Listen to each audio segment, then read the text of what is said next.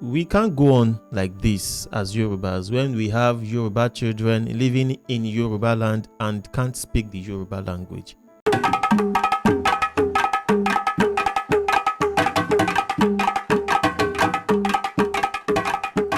Good day, everyone. My name is Oshinu Bikende Eunice. I'm a master student of Northern Trent University, currently studying content creation. And here we have with me today, Washere, who popularly calls himself Omoluabi. Good afternoon, sir. How are you doing Yeah, today? good afternoon. Good Good afternoon. How afternoon. are you? Yeah, it's nice having you here with me, and thanks for coming for the interview. I'd like to ask, you popularly call yourself Omoluabi. How do we explain this to someone who doesn't understand Yoruba or a Gen Z who does not understand what Omoluabi symbolizes or represents? All right, thank you very much once again. First of all, Omoluabi simply means a honorable one or the honorable one. Hmm. Omoluabi is from, a combination of various words, just like most other Yoruba words. Yoruba words are always formed by joining other words. So we have Omo, then we have Olu, Oluwa, Hmm. and then we have Bi. Now, actually, on the etymology of Omoluwa, we have several other variations. For instance, some will say it is Omo ti Oluiwa bi, and then some will say Omo ti Oluwa bi. You understand? But then both of them actually carry along the same meaning. Omo ti Oluwa bi, the one who is born of Oludumare himself, the one who takes after Oludumare himself.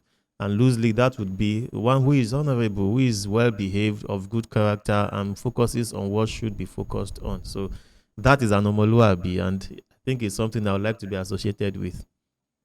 So that's the reason why I call myself an Omoluabi.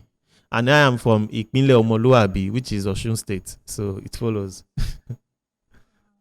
That's actually very nice. Ọmọ tí Olúwa bí. Ọmọ tí Olúwa bí, ẹni tó fìwà jọ Olúwa. Ẹni tó fìwà jọ Olúwa.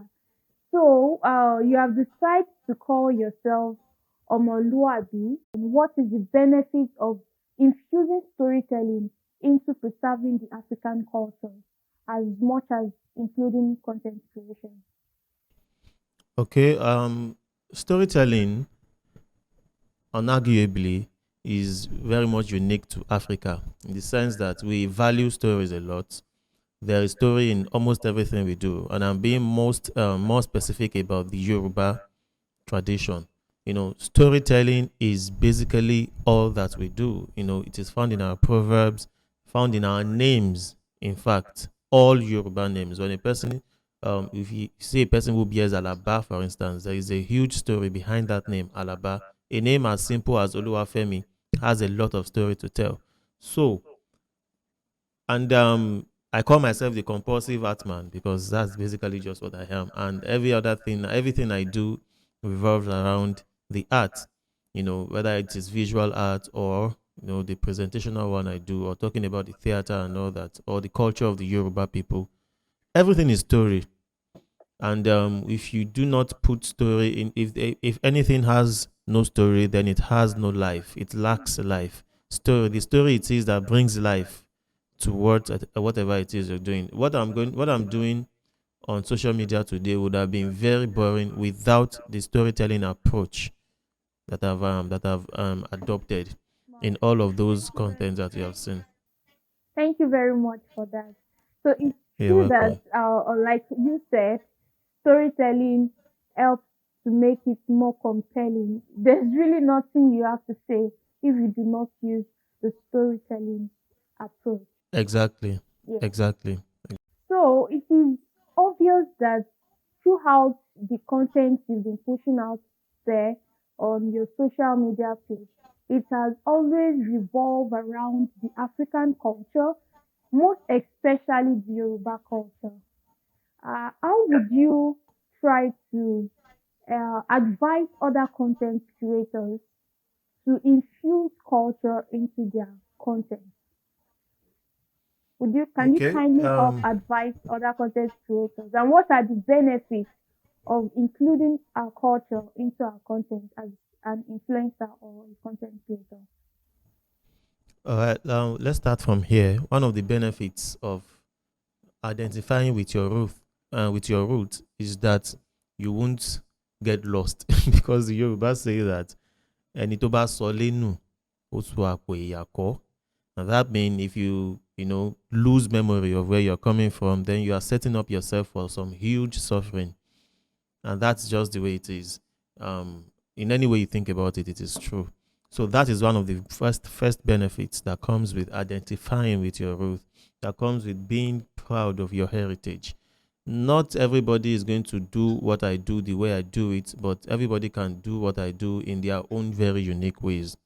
You can, it doesn't matter what it is, what your niche is, maybe as a creator, as a social media creator, or content creator, or whatever.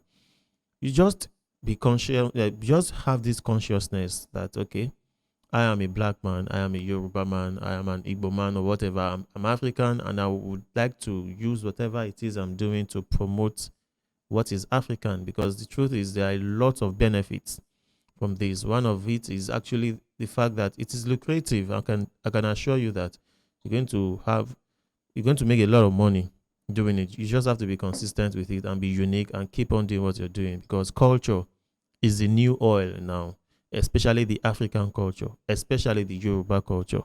Everybody is interested in it, and we have seen it in the experiment of the Afrobeat. What is Afrobeat if not Yoruba? And it's the biggest music genre in the whole of the world right now. You understand? So people are actually interested in the Yoruba culture right now, internationally, globally. And you'll be doing yourself a favor of recognizing that and doing something along that line. Wow, thank you very much for that. So this is to every content creator out there who is an African or a Nigerian. Try to infuse your own unique style of putting in the African culture, infusing the African culture into your content. It doesn't you can't be Washiri. You can't speak like him. You can't push out your content like him, but you can definitely add a touch of culture into your content. So, sir, what would you say is the benefit of infusing this African culture into our content? How can it benefit both the older generation and the Gen Z, the new ones upcoming? Okay, now number one, the thing is, a people are no people, or a people are devoid of civilization when they lack any sense of identity. When you have a people who keep getting older and older while hating what is theirs, then you are sure that very soon there's going to be a downfall of that people, of that race. We can't go on like this as Yorubas when we have Yoruba children living in Yoruba land and can't speak the Yoruba language. You understand what I'm saying? We can't continue like this where we have so many Yoruba people all over the world who don't know anything about being Yoruba. I'm going somewhere with this because it starts from there. That is the foundation. That is the roots. Hope you get what I'm saying.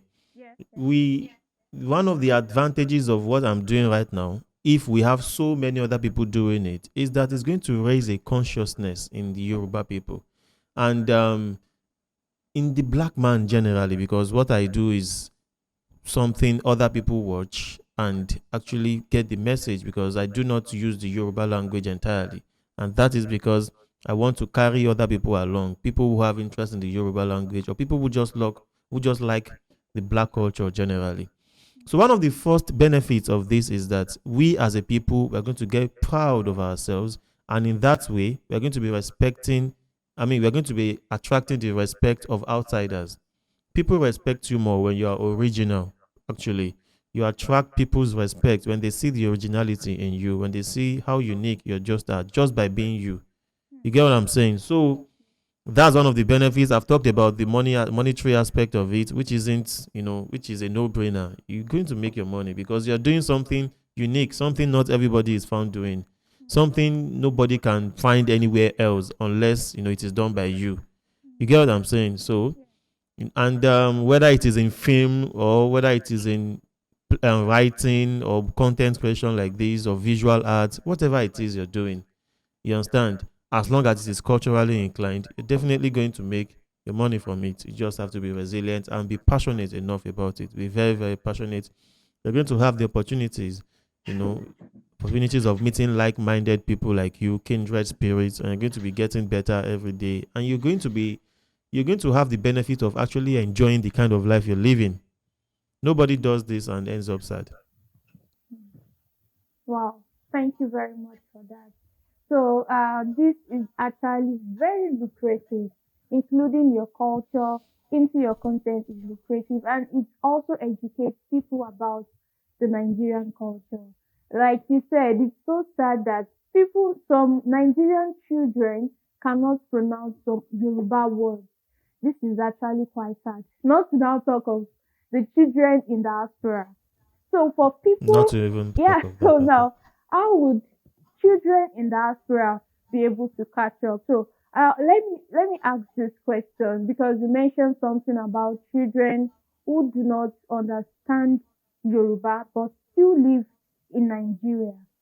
How would you say content creators can help these children back at home in Nigeria and most especially those in diaspora, how can they understand what measures should be taken to helping them understand the Nigerian culture? I know that you started something, but what can you say about this basically? Okay, first of all, it isn't actually the job of the content creators to change those situations, really. It is the job of the parents. You understand? It's the parents. There's this very unique trend in Nigeria, for instance, where parents like to delegate their own duties to teachers in secondary schools. So, think because I used to work in a secondary school, so I saw these things well, things that you should handle as a parent.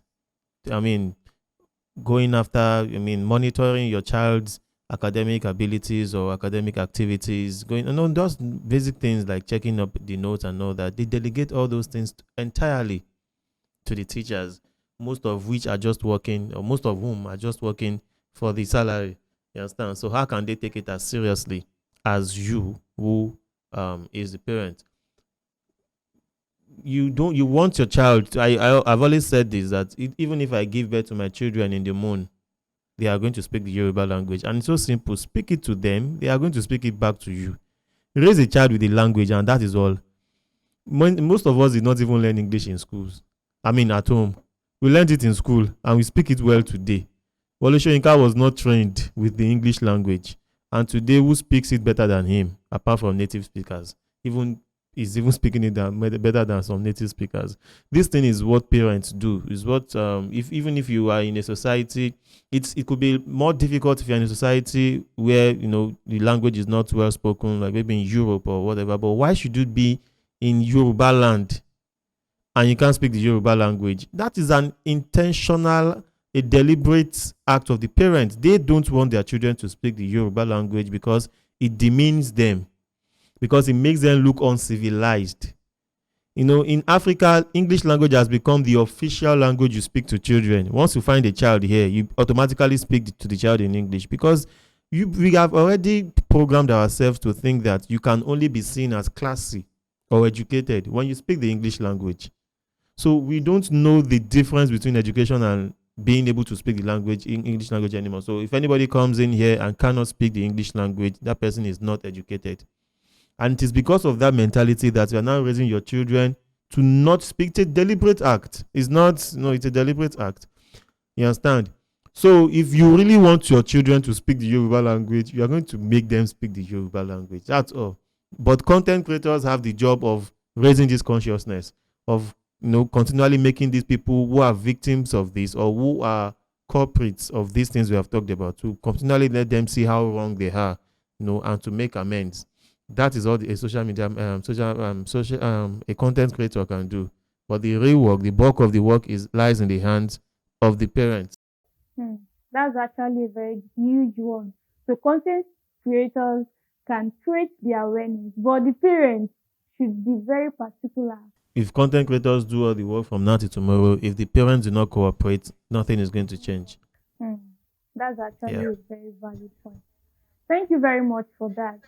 So, how has it been like focusing on the Nigerian culture in this fast-paced generation?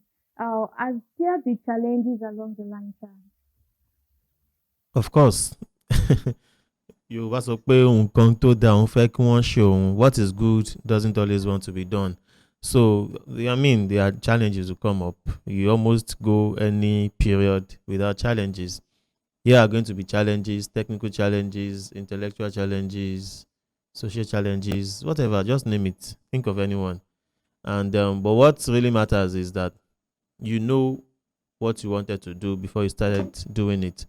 You understand? And you should have expected these things, even though most of them are going to come to you unexpected. But then, what drives you, if what drives you is as strong as it was when it started, then you will never, give up. You will never throw in the towel. You get that now? So, challenges, I mean, there's been a lot of challenges, you understand? But you just have to keep doing what you're doing. And then, the results you get encourage you when you see people's life change because of what you are doing. It encourages you. When people tell me that they play my videos to their children and their children are now speaking Yoruba better, they are now loving it just humbles you, and it makes you, it humbles you to the point where you now are grateful to have been so used. You understand? I now see people more proud to speak their language. I now see people more proud to talk about Ogun and Oya and Eshu and Ogboni and because you have demonized all these things over the years while they have promoted their own Zeus, they have promoted their own Jupiter and Venus. Well, how is Aphrodite different from Oshun? How is Thor different from Shango? But Shango is devilish and Thor is heavenly. Why?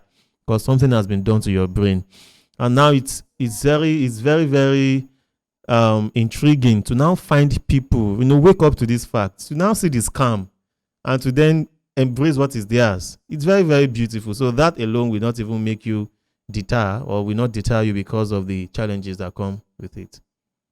Wow, thank you very much, sir.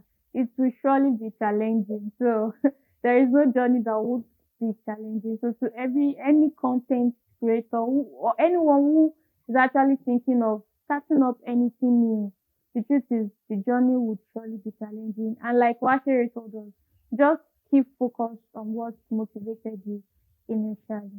So you said something about the impact of the content you push out there, about how some children have cultivated or are beginning to speak the Yoruba language. How do you make your research? Or do those things just jump at you? How do you get? Because when I check some of your content, I'm like, wow, I never knew this was the meaning of this. The simplicity you bring into this deep Yoruba adages, how do you get there, sir? Okay. The thing is, oninteye yang before, what a bird eats, it flies with. Most of these things I grew up into them, or I grew up with them. I was born in Ajegunle in Lagos State, where proper Yoruba isn't really spoken.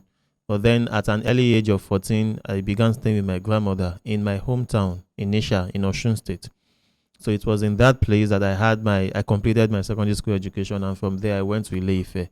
In all of these places, these are very authentic Yoruba towns and cities. These are places where the Yoruba language are, spoken in its purest form, where you see a kid speaking in proverbs, and you are as old as whatever as Methuselah, and you can't even speak the language at all. It's very, very embarrassing when you know your language and you see children speaking the language, with the right intonations, right pauses, the proverbs. They speak the language. If it is not that you recognize the voice of a kid, you wouldn't have known that it's the kid speaking. And this was the kind of environment where I had my secondary schoolmates used to make jest of me a lot, because the way I spoke my Yoruba, I was just coming from Lagos, and they are initial people, so they speak pure Yoruba. They used to make a lot of jest of me. So my Yoruba teacher was very was a very wicked man, if I must use that word. I used to write Yoruba then without army, and it doesn't matter what I write. It never mattered if it was intelligent or not. I was going to be marked down and flogged. And that was how he did. That was how he did it for all of us. Yoruba language was compulsory then for everybody in my school, for everybody, no matter your department. So, and you must pass it. So, but then all those through those training, and my grandmother used to gather us together and tell us tales, stories. My father used to do the same. My uncle would never let us rest. If you can't speak the Yoruba language, you could be playing a song and then he would just pause it and say, "Òwe tí wọ́n pa níbẹ̀ yẹn, ta ló kí ni ìtumọ̀ ẹ̀? Or ṣo lè parí òwe yẹn?"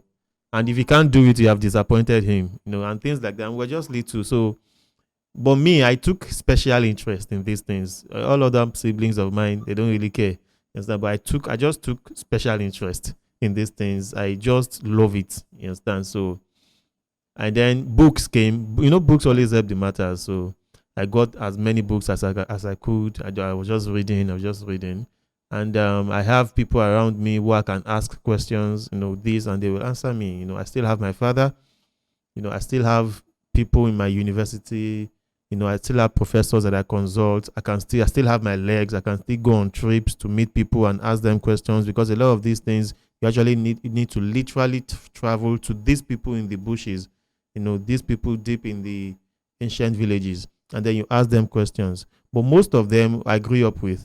Most of them I learned in music. I learned in the proverbs. You just have to be passionate about these things. Some of them will fly into your head, really, literally. You just be, because in the process of thinking and you have gathered enough data all these years, there are some informations that will just develop from what you already have, and they are going to end up being genuine when you confirm them with other intellectuals. So that is just the approach I take to my research making. There are sometimes I travel, most of the other things are from within me, what I've accumulated over the years. Yeah, sometimes I, meet people and consult books. You always have to consult books and footages too. You go online, you get footages, you go to libraries. You just be ready to spend a lot on research, really. But it is fun. Wow, thank you very much for that. Get ready to spend a lot on research. Research is actually very, very good. Sometimes one here gets to travel, sometimes you get some footage, sometimes you search online just to acquire knowledge. Thank you very much for being uh, how would I say that? Thank you for being you, and thank you for pursuing this course. This has really helped our generation. And the first time I came across your page, I was really impressed. I was really impressed. The authentic and the genuineness of your content are actually very, very important to preserving the African culture. So as a content creator, who would you see as your target audience? Who are your target audience? Who are you trying to push these messages to as a content creator? Okay, the thing is, because of the nature of what I do, it is actually not streamlined to a particular group of people. It is not, it can't be defined or restricted to a particular group of people. But to answer your question, first of all, my target audience are the Yoruba people, especially of my generation. You get that now? Especially the Yoruba people of my generation, people who are just, in my generation and below. Especially, I mean, a lot of the thing is, because of what we have on ground, the situation of things, what I'm doing is attracting even people who are way older than me, because even people who are way older than me, in most cases, don't have access to this information that I put out there. This is because these kind of things I talk about are things that have been, shunted aside, things that have been frowned upon all the years, things that people don't want to associate themselves with. For instance, this is an okpele. Yeah. You understand? Whoever sees you with an okpele today already has a way they look at you, which is not that positive. Meanwhile, okpele is just seed and bead. You know, Meanwhile, if you had not been colonized, you probably would be, using an opeletu today. You understand? And so, all of these things is why we have people who are older than me and they have not been able to have access to these things. Somebody who is dosumu asking the grandfather, the father, the meaning of dosumu, and the father could not answer. Why? Because that name is associated with Ifa, and everything Ifa is demonic and is diabolic, and you should not relate to it. You should not, come in contact with it and those kind of things. So what I'm doing, the target audience is anybody who is liberal, anybody who wants to be awakened, anybody who is conscious. Because I have a lot of non-Yoruba people who follow me, because the thing is not, I'm just using Yoruba as a case study. I am Yoruba, so all my materials are going to be, most of all my materials are going to be sourced from, I can't be a Yoruba and be talking about Fulani. You understand? But that doesn't mean other people who are not Yorubas can learn from it. You get it? It is spoken in English language. It is written out in, even the Yoruba words there, are translated into English, for other people. So the target audience is everybody, really, but most especially Yoruba people of my generation, anywhere in the world. Anywhere in the world. Thank you very much. So you said the last word, anywhere in the world. So from some of my research, I realized that there is this growing concern that the African culture is gradually diminishing. So, and the older generation or people like you have seen it as a great concern, and they are trying to push out these stories about Africa to the whole world. And but then they utilize technological advancement. So, how would you say technological advancement or gadgets, technology in general, has helped you push out your content to more larger audience? People in the Europe, someone in the US, UK, who doesn't even have an idea of what Yoruba is as a word, can easily watch your content online, YouTube, TikTok, and then pique interest in it. So, how has technology helped in promoting the African culture? All right. Technology has helped in many ways. First of all, this would never have been possible if I hadn't harnessed technology, for what I'm doing. What we are doing now, we're promoting the culture through the aid of technology. So, unless of course you actually don't want to record any success, then don't include technology in what you do. What can you do today actually without technology? I'm trying to, what is it that one can do today without technology? There actually is nothing. Literally, there actually is nothing. You can, even in the village, even in the bush, there's nothing you can actually do today without to want to, like all these what are they called now? Is it the recluse or the reclusive people who go into the bush and say they don't want to be contaminated by technology and all that? When you see them, they usually look very mad. So unless of course you want to be mad, you cannot. And if you're serious about promoting African culture, then you have to be very, very serious about technology. Be very serious about social media. Be very serious about animations. About promoting your books, about anything. Be serious about the media. You get that now, which would not have been possible without technology. So technology helps in every way. You know, today just from this very small place, I can do a video, and anybody anywhere in the world can look at that video and can get my message. You understand? What would have taken a town crier, a lot of eba and fufu to first eat and gather strength before he can. Now anybody can just pick up his phone and say something, and then if it is positive, it's going to have positive effect everywhere, all over the world.